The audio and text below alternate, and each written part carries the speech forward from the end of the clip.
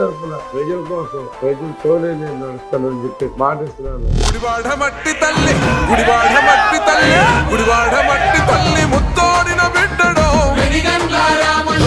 ఈ గెలుపు ప్రజలదే అవుతుంది, నాది కాదు. నేను గుడివాడిని మార్చి మళ్ళీ ఎన్టీ రామారావు గారి ట్రైబ్ లో ఉండే గుడివాడ రేంజ్ లో మనకి పూర్వ వైభవం తీసుకొస్తానని చెప్పి మాట. ఎన్టీఆర్ గారి ఆశయాల సౌదమో మాటిస్తే తప్పనోడు మడిమ తిప్పబోడు. ప్రస్తుతం మనం గుడివాడలో ఉన్నాం. ఇప్పుడు మనతో పాటు ఉన్నారు ఇక్కడి నుంచి అసెంబ్లీకి టీడీపీ తరఫున పోటీ చేస్తున్నటువంటి వెనిగండ్ల రాము గారు.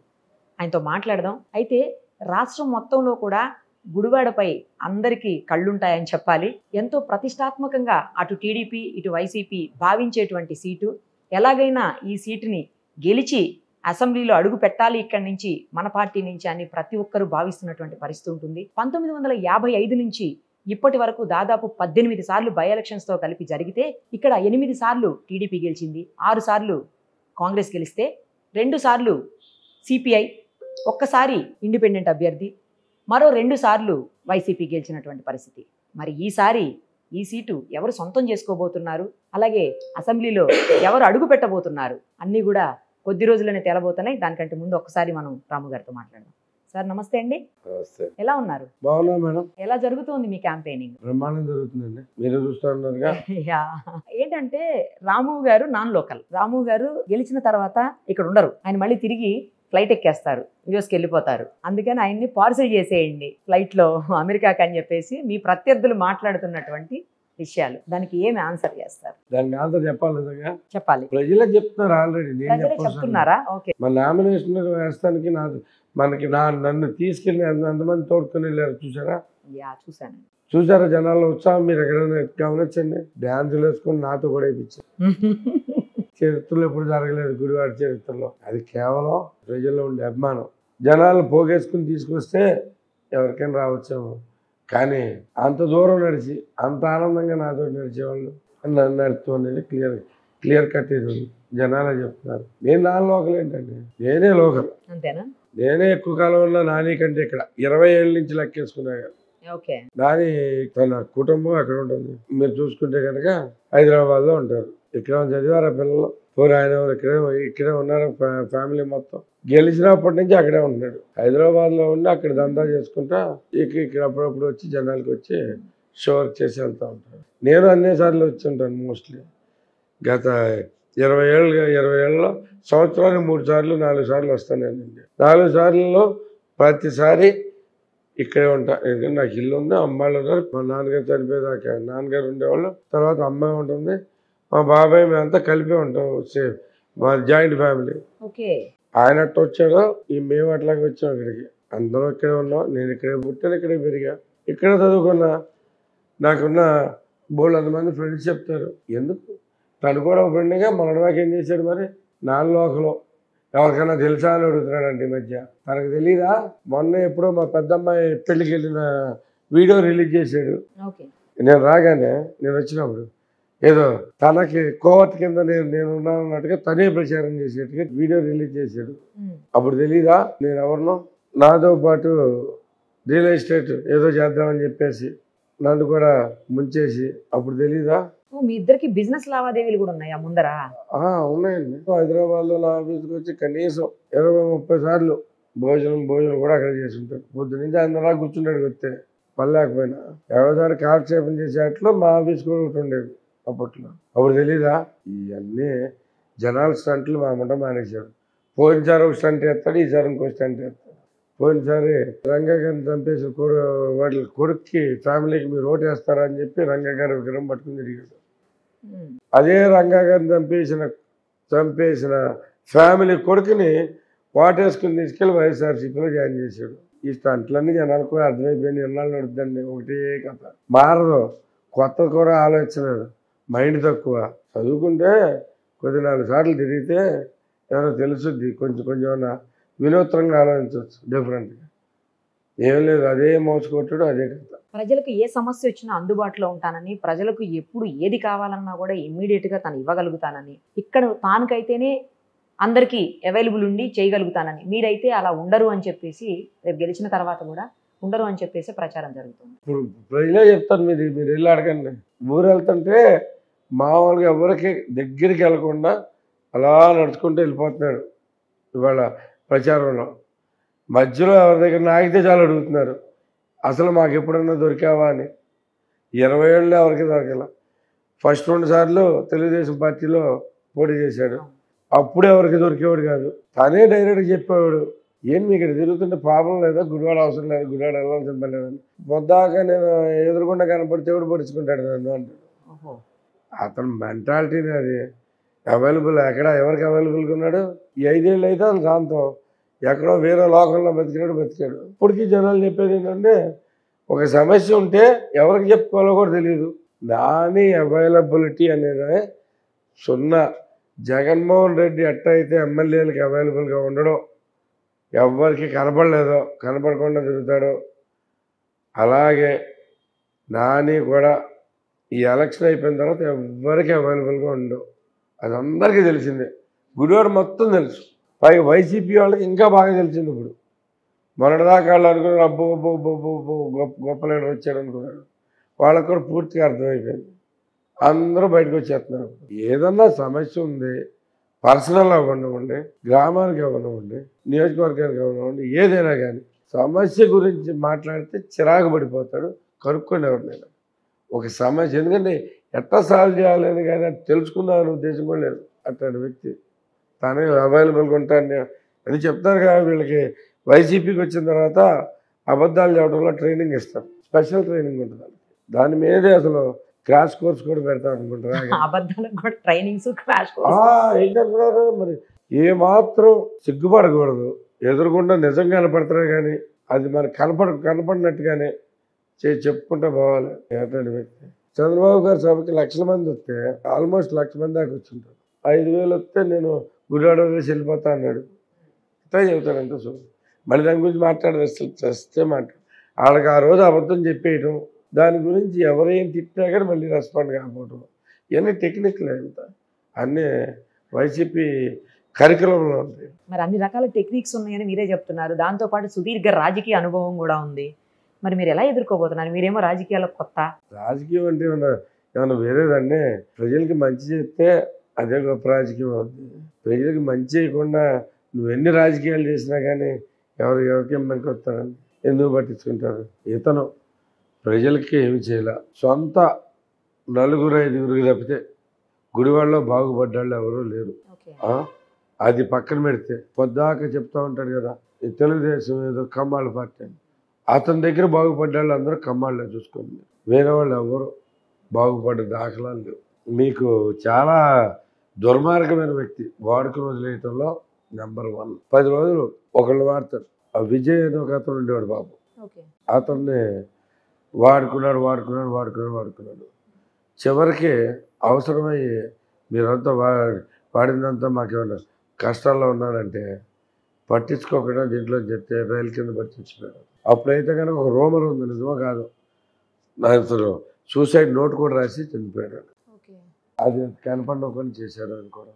అలాగే అడప బాబ్జీ అని ఇంకొక ఆయన ఉన్నాడు, ఆయన కూడా వాడి దీంట్లోంచి నీకు మేము మున్సిపల్ వైస్ చైర్మన్ ఇస్తానని చివరికి అతను కూడా ఈ ప్రజలు తట్టుకోలేక హార్ట్ అటాక్ వచ్చి చనిపోయాడు.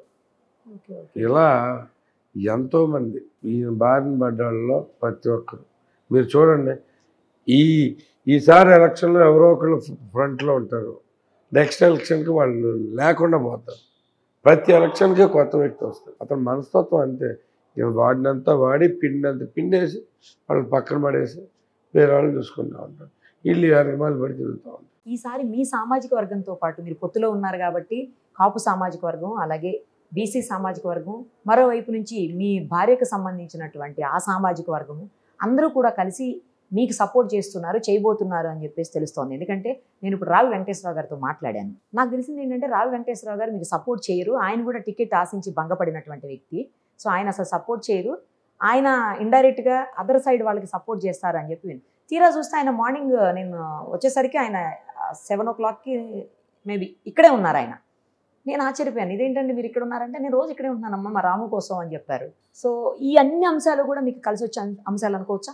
అందులోకి రా వెంకటేశ్వర అనే వ్యక్తి నేను అనుకున్నాను, అందరూ చెప్పారు చాలా మంచి ఆయన, చాలా బాగుంటాడు. ఎంత చెప్పినా కానీ ఆయన నిజంగా నిజాయితీ కానీ ఆయన ఇది కానీ శంకించలేనంత వ్యక్తి బేసికల్ అంత మహానుభావుడు అని బేసుకున్నాను. ఎందుకంటే ఈజీ కాదు.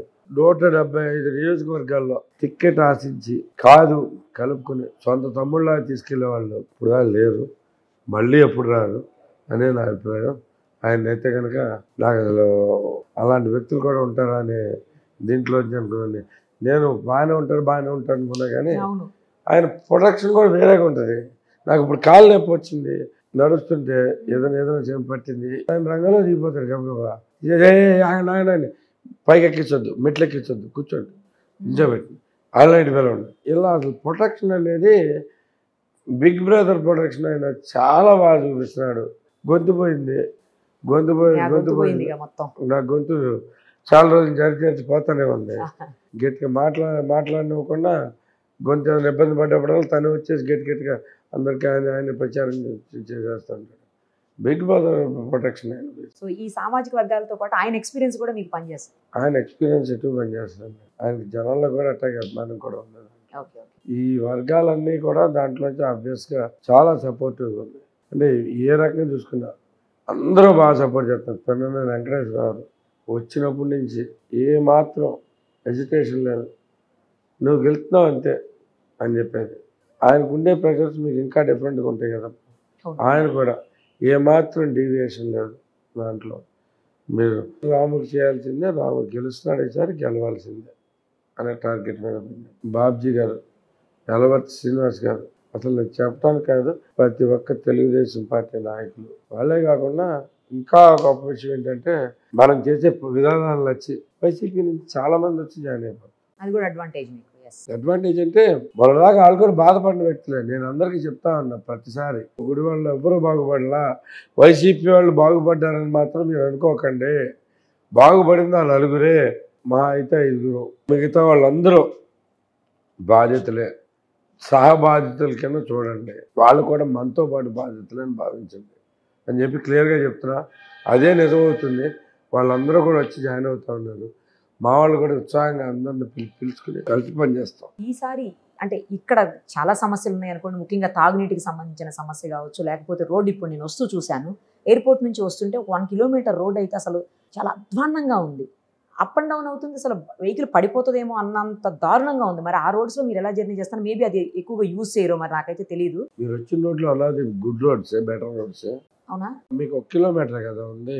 ఒకసారి మీరు నందివాడ మండలం ఏ రోడ్డు వెళ్ళండి, ఇంకా ఘోరంగా ఉంటాయా? ఇంకా ఘోరంగా ఉంటాయండి. పూర్తి రోడ్డు అంతకంటే ఘోరంగా ఉంటుంది. 1 కిలోమీటర్ రోడ్డు బాలేదు. 1 కిలోమీటర్ అయితే ఓన్లీ డాంబర్ రోడ్డు ఉంది అంతే, నార్మల్ బీటీ రోడ్ లేదు. మాకు డాంబర్ రోడ్డు అంటే మేము హ్యాపీ ఫీల్ అవుతాం. అంతేనా? ఎందుకంటే ఎన్ని ఆటోలు పడిపోయినాయి.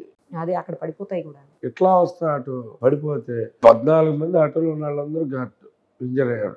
వాళ్ళందరూ రోజువారీ కూలీకి వెళ్తున్నారు. లేదు చిన్న రోడ్డు ఒక్కసారి బాగుంటది, రోడ్డు మొత్తం మీద ఒక చిన్న పార్ట్ ఇట్లా బాగుంటుంది. ఆ పార్ట్ కోసం ఇటెళ్ళే బైక్ కూడా వస్తాడు, అటెళ్ళే బైక్ కూడా వస్తాడు. ఆపోజిట్ వాళ్ళు ఆ రెండు ఇద్దరు వచ్చి గుద్దుకుని మన మధ్య ఒక కుర్రాడు చనిపోయాడు, కొత్తగా పెళ్ళైన అతను. ఇవన్నీ నాకైతే ప్రభుత్వం హత్యలు అనిపిస్తాయమ్మా. ఎందుకంటే కావాలి, ఎంతసేపు పడుతుంది ఒక ఎమ్మెల్యేకి రోడ్డు ఎలా ఉందో తెలుసుకుంటానికి, మంచినీళ్ళు ఎలా ఉన్నాయో తెలుసుకుంటానికి. మీరు ఒకసారి ఏ గ్రామం అయినా వెళ్ళండి, నందివాడ తాగునీటి సమస్య ఉంది అని విన్నానండి. తాగునీటి అమ్మా, వాడుకొని నీటి సమస్య కూడా ఉంది. తాగునీటి అంటే అక్కడ సాటి నుంచి 4 క్యాన్లు కొనుక్కొచ్చుకుంటారు, 3 ఖర్చు అవుతుంది, బాగానే ఉంది. స్నానానికి అంట్లో ఉంటారు, కొనుక్కుని వాటర్ తెప్పించుకోలేదు కదా. ఆ నీళ్ళు ఎలా ఉంటాయి తెలుసా? షుగర్ కేన్ జ్యూస్ చూసారు మీరు? ఆ కలర్లో ఉంటాయి. నేను ఇక్కడే కూర్చుని ఉంటా.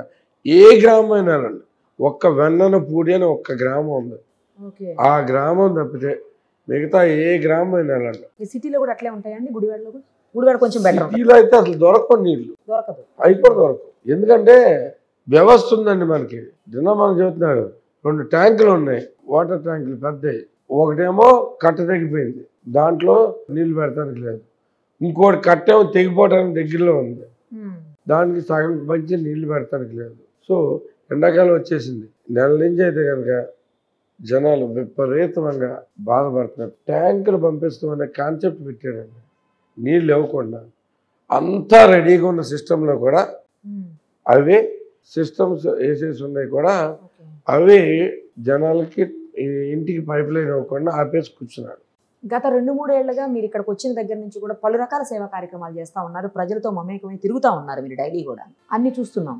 సో మీరు ఈ 2 సమస్యలు కాకుండా ఇంకా ఏం ఐడెంటిఫై చేశారు, వాటిని రాబోయే రోజుల్లో మీరు గెలిచిన తర్వాత ఎలా అడ్రస్ చేయబోతున్నారు? మొట్టమొదటిగా నేను చేద్దాం అనుకునేది ట్యాంకులు అవసరం లేని వాటర్ సిస్టమ్ ఇక్కడ డెవలప్ చేస్తాం. మీరు ఒకసారి గుర్తు చేసుకుంటే ట్యాంక్ ఎప్పుడు వచ్చిందో తెలియదు, వెయిట్ చేయాలి. ట్యాంక్ ఎక్కడికి వస్తుందన్నా సందు చివరికి ఎక్కడికి వచ్చింది, ఇంటికి వెళ్ళాడు కదా ట్యాంక్, వాడు ఎక్కడో ఆపుతాడు, పట్టి తెచ్చుకోవాలా, వాడు అక్కడి నుంచి పట్టుకుని తెచ్చుకోవాలి. ఎన్ని బిందెలు తెచ్చుకోవాలి, ఎంతసేపు ఉంటాడు ట్యాంక్? పావు గంట ఉంటాడు. ఎంతమంది వస్తారు అది కూడా కదా, పావు గంటలో ఎంతమంది వస్తారు? ఏం చేస్తారు తెలుసా మీకు? మా గుడివాడలో కొత్త సిస్టమ్ అవుతుంది, అది ఓన్లీ గుడివాడలో మీరు చూస్తారు. సందు చివర ఎవరే వాళ్ళు పెద్ద పెద్ద ట్యాంకులు పెట్టేసుకుని ఉంటారు, టంబ్లర్స్ ఉంటాయి కదా పెద్ద డ్రమ్స్ లాంటి, ఆ డ్రమ్ములు పెట్టేసుకుని ఉంటారు. ఎవరి డ్రమ్ వాళ్ళు గబగబ దాంట్లో పెట్టేసుకుంటారు. డ్రమ్ అక్కడే ఉంటుంది, కావాల్సి వచ్చినప్పుడు అక్కడి నుంచి వెళ్ళి తెచ్చుకో. మరి ఈలోపు దుమ్ము మన గుడివాడ స్పెషాలిటీ కదా, దుమ్ము అనేది రెగ్యులర్గా ఎక్కడ పడితే అక్కడ మీకు ఎగురుతూ ఉంటుంది మీకు. సో దుమ్ము పడకుండా పైన ఒక దుప్పటి కానీ లాంటిది ఏదో కట్టేస్తారు, దాని మీద ఒక ప్లేట్ లాంటిది వేస్తారు. మరి గాలి వచ్చి ఎగిరిపోతాయి కాబట్టి ప్లేట్లు ఎగరకుండా ఉండదు, బండరాలు పెట్టుకుంటారు. ఇవన్నీ చేస్తానికి కూడా మంచినీళ్ళ కోసం పగలంతా పని ఏం చేయకుండా కూర్చొని ఉంటారు. ఎప్పుడు వచ్చింది మరి తెలియదు కదా, ఒక టైం అంటూ ఉండదు, టైం వాళ్ళు మెయింటైన్ చేయలేదు. ఫస్ట్ అడ్రస్ చేసేది అదే ఫస్ట్ అది. సెకండ్ రైతులకి చాలా చిన్న కోరికలు ఉంటాయి. వాళ్ళకి ఏ టైంలో నీళ్ళు కావాలో మనకు తెలుసు, పంటలు ఎప్పుడు వేస్తారో తెలుసు, ఎంత నీళ్లు కావాలో తెలుసు. ఆ నీళ్ళు వస్తే లేదో తెచ్చుకోవాలి. ఆ నీళ్ళు వస్తానికి పాసేజీలు సరిగ్గా అంటే కెనాల్స్ బాగానే ఉన్నాయా లేదా అనేది చూసుకోవాలి. ఆ కెనాల్స్ పూడికలు తీయడం అనేది 4 ఏళ్ళు 5 ఏళ్ళు ఇప్పుడు దాకా పూడికలు తీయలే. మొన్న వరద వస్తే మొత్తం వెనక్కి తన్నేసినాయి నీళ్ళు, పూడికలు తీయక. నేను తీపిస్తే ఒక 5,000 ఎకరాల పైన సరిపడా నేను తీపించగలిగాను. అందుకని నేను హ్యూమన్లీ ఇంపాసిబుల్ అది, మిగతా ఇంకెక్కువ చేయాలని. అవి రైతులకి ఏం కావాలి, ఏం చేయాలనేది దాన్ని స్పష్టంగా తెలుసుకుని చేస్తాను నేను. ఇవన్నీ పట్టించుకుంటే అయిపోయే పనులు, మనం పెద్దగా చేయాల్సింది లేదు. దాంట్లో సిస్టమ్స్ ఉన్నాయి, ఆ సిస్టమ్స్ వాడుతున్నామా లేదా, సరిగ్గా వాడాలనే చూడాల్సింది ఎమ్మెల్యే. అది చేయాలి, అది చేయడు, అది ప్రాబ్లం. తర్వాత రోడ్లు, గుడివాడకి సంబంధించి రోడ్లన్నీ చేసుకో. డ్రైనేజ్ సిస్టమ్ దారుణమైన డ్రైనేజ్ సిస్టమ్, డ్రైనేజ్ మంచిగా లేదు, దారుణం. ఓపెన్ డ్రైనేజ్ గుడివాడ, ఈ డేస్ లో ఓపెన్ డ్రైనేజ్ సిస్టమ్ మార్చాలి. చెప్పుకున్న పోతే సమస్యలు మీకు గంట కూడా చాలదు. ఈ కాక 10,000 ఉద్యోగాలు, బీటెక్లు చేసిన స్టూడెంట్లు, ఎంటెక్లు చేసిన స్టూడెంట్లు ఇక్కడ గుడివాడలో చేపల చెరువుల్లోనో వీటిలోనో డైలీ కూలీకి పనిచేస్తున్నారు. మీకు తెలుసా అది ఎంత దారుణమైన పరిస్థితి? ఇలాంటి ఉద్యోగాలు ఉన్నాయని, చెయ్యొచ్చని, ఇక్కడ తెచ్చుకోవచ్చని కూడా తెలియాలి కదా.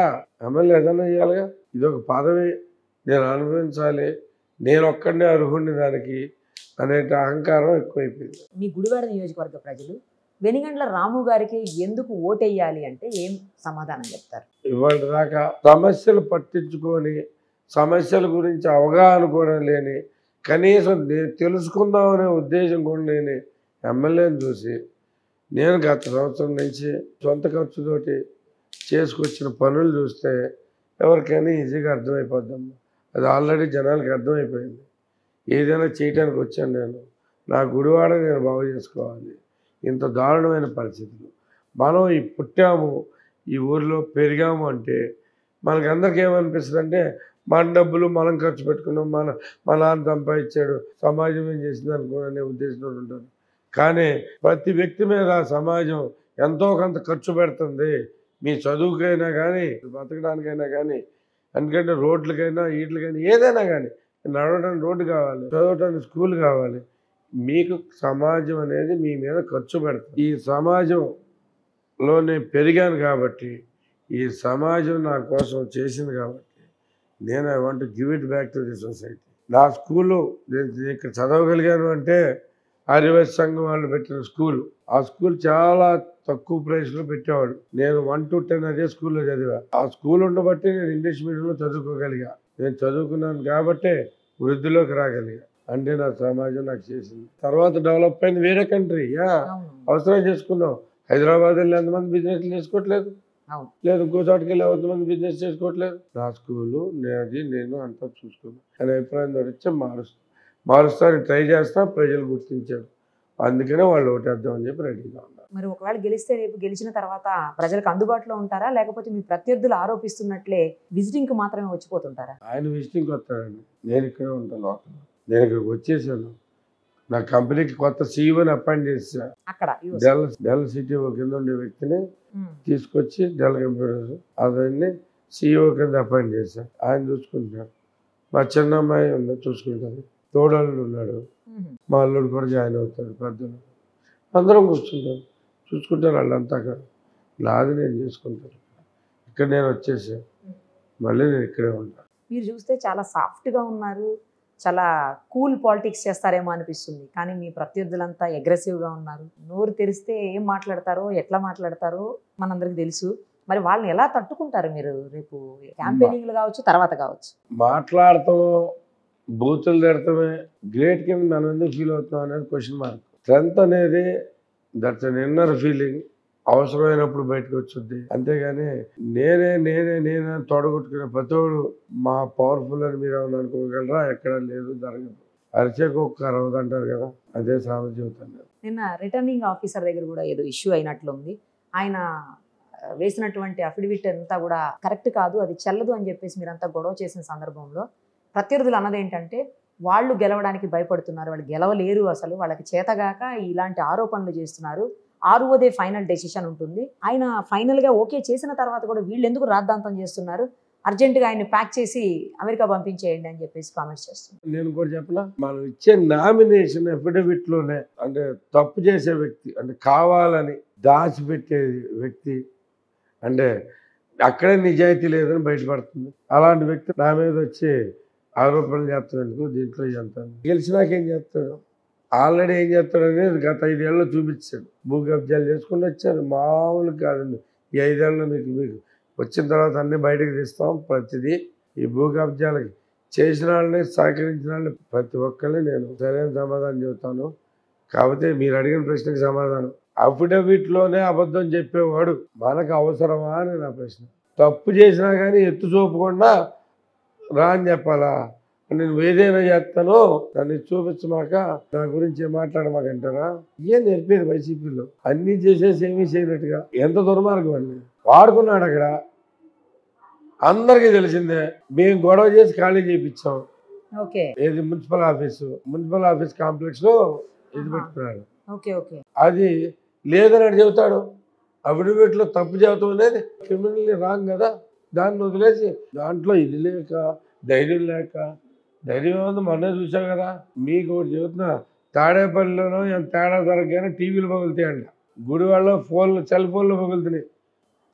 రోజుకో సెల్ ఫోన్ పగులుతుంది కనుక్కోండి మీరు. ఫ్రస్ట్రేషన్ తట్టుకోలేక ఉక్రోషం చేతరాక కంప్లీట్ చేయలేక. రీసెంట్ గా జెండాల దగ్గర కూడా ఏదో ఇష్యూ అయినట్లుంది. ఏ జెండాలమ్మా? రోడ్డు మీద కట్టిన జెండాల విషయంలో కూడా మీ టీం అంటే తీయము అని చెప్పేసి వెనక తగ్గేది లేదని చెప్పి తగ్గకుండా మీరు అట్లాగే ఉంచితే పోలీసులే తగ్గినటువంటి పరిస్థితి ఉన్నట్టుంది. పోలీసులే తగ్గడం అనేది కాదు, దాంట్లో విజేతం కాదు. మేము ఎప్పుడు మా పై చేయి మేము డామినెన్స్ దీనికోసం చూపిస్తామమ్మా. వాట్ ఈజ్ రైట్ అనే దాని మీద మా హక్కుల కోసం మేము గట్టిగా పోరాడుతున్నాం, గట్టిగా అలా కూర్చొని ఉంటున్నాం. నేను ఒకటే చెప్తున్నా, వీళ్ళు మొన్నటిదాకా ఏం జరిగేదంటే ఏదైనా కానీ వాళ్ళు చెప్పింది చెల్లాలి అన్నట్టు ఉండేది. అది చెల్లకపోయేసరికి తట్టుకోలేకపోతున్నారు. ఇప్పుడు ఎన్నికల కమిషన్ వచ్చింది, వాళ్ళ చేతుల్లో ఉంది మొత్తం. సో వాళ్ళు ఇంత పిచ్చిగా వ్యవహరించే అవకాశం లేదు. అందుకని వాళ్ళు తట్టుకోలేక ప్రతి దానిలోనూ ఏదో దాంట్లో ఏడ్ చేస్తానులేండి, ఇంకంత అయిపోయింది కదా.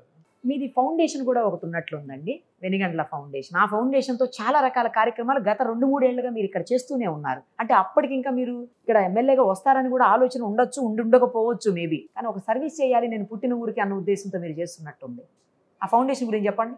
ఫౌండేషన్ అనేది మేము ఇక్కడ క్రియేట్ చేసింది మెయిన్గా ప్రజలకి చాలా అవసరాలు ఉన్నాయి, ఇక్కడ చేయాలి. చేయాలి అంటే మనకి ఇంకా గవర్నమెంట్ నుంచి ఏమి చేయగలిగే పరిస్థితి లేదు ఇక్కడ. ఇప్పుడు ఉద్యోగ మేళాలే కానీ మనం అక్కడ చాలా చేసుకుని వచ్చామండి. ఉద్యోగ మేళాలు one of the important things అయితే జాబ్ మేళాలు. జాబ్ మేళా తర్వాత మెడికల్ క్యాంపులు బాగా చేసాము. జనాలందరికీ చాలా మందికి సమస్యలకి అవగాహన ఉంట్లా, ఎందుకు ఏ ప్రాబ్లం వస్తుందనేది తెలియట్లా, ముందుగానే టెస్టులు చేయించుకోమని ఎంత చెప్పినా కానీ చేయట్లా. అలాంటి ఫ్రీ టెస్టులు చేసేసాను. అలాగే ఐ సర్జరీలు కొన్ని వందల్లో చేయించాను. క్యాటరాక్ట్ సర్జరీలు కానీ కళ్ళజోళ్ళు అయితే కొన్ని వేలు ఇచ్చాము. సో ఇవన్నీ అవసరం జనాలకి, కానీ లేకుండా అలాగే తిరుగుతున్న పరిస్థితిలో మనం ఏదో చేయాలనే ఉద్దేశంతో క్రిస్మస్ వేడుకలు బాగా చేశారు. తర్వాత పొంగల్కి కూడా బాగా చేస్తున్నాం. మళ్ళీ సంస్కృతి డెవలప్ చేయాలనే ఉద్దేశంలో నేను కూడా వెళ్తాను. ఫైనల్ గా గుడివాడ ప్రజలకు లేదా ఓటర్లకు మా ద్వారా ఏం చెప్పదలుచుకున్నారో చెప్పండి. గుడివాడ ప్రజలకు ఓటర్లకి నేను ఇప్పుడు చెప్పాల్సిందే లేదమ్మా, వాళ్ళందరూ చెప్తారు, వాళ్ళే నాకు చెప్తా ఉన్నారు. సార్ మీరు రండి, మనం అందరం కలిపి డెవలప్ అవుదాం. నేను జనాలకు చెప్పేది కూడా ఒకటే, ఇదేదో నేను నా ఎలక్షను నా కోసం అనేది నేను ఎప్పుడూ అంటలేదు. ప్రజల తరఫున ప్రజల కోసం ప్రజలతోనే నేను నడుస్తానని చెప్పేసి మీకు మాటిస్తున్నాను. ఈ గెలుపు ప్రజలదే అవుతుంది, నాది కాదు. నేను సొంతంగా గెలుస్తాను, నేనేదో గొప్పవాడిని నేను అంటలేదు. ప్రజలు నేను బాగు చేస్తాను అని నమ్ముతున్నారు. దానికి నేను పూర్తిగా నేను బద్దుండే ఉంటాను. నేను ఈ గుడివాడని మార్చి కొత్త గుడివాడ మళ్ళీ ఎన్టీ రామారావు గారి టైంలో ఉండే గుడివాడ రేంజ్లో మనకి పూర్వ వైభవం తీసుకొస్తానని చెప్పి మాటిస్తాం. మాది గుడివాడ అని గర్వంగా చెప్పుకునే రోజు కోసం. రైట్ అండి. ఎన్టీ రామారావు గారు లాంటి గొప్ప వ్యక్తి మొదటిసారి ఇక్కడి నుంచి పోటీ చేసినటువంటి చాలా ఫేమస్ నియోజకవర్గం ఇది. ఇక్కడి నుంచి తప్పకుండా మీరు గెలవాలని, ఇక్కడ ప్రజలు కూడా మార్పు కోరుకుంటారా లేకపోతే అదే కంటిన్యూ చేయాలని కోరుకుంటారా అని చూద్దాం త్వరలోనే. మీకైతే ఆల్ ది వెరీ బెస్ట్ అండి. Thank you so much. Thank you.